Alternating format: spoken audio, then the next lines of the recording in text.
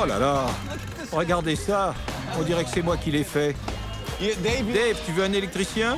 Non, je vais m'en charger. L'Inde m'a toujours fasciné.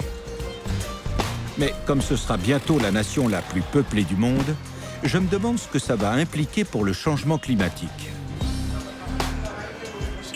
Excusez-moi, vous pouvez aller un peu plus vite? Non, je plaisante, c'est une blague. Non, n'allez pas plus vite.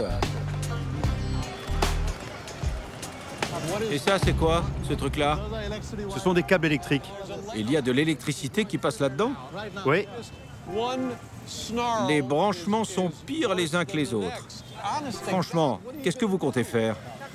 Notre infrastructure doit être rénovée. Vraiment? Vous voulez rénover ça? Un coup de peinture fera peut-être l'affaire. La situation est la suivante. Tout ça est relié au réseau électrique. 60% de cette électricité est produite par du charbon.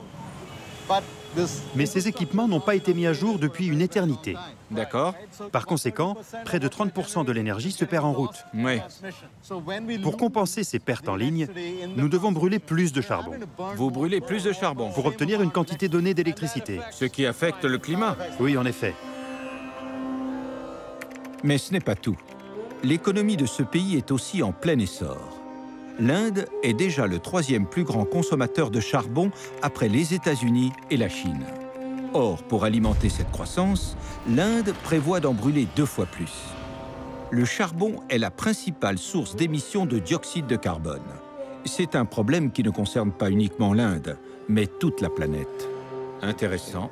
Narendra Modi, le Premier ministre, semble bien déterminé à trouver une solution en utilisant l'énergie solaire. Mais pourra-t-il y arriver avant que ce ne soit trop tard?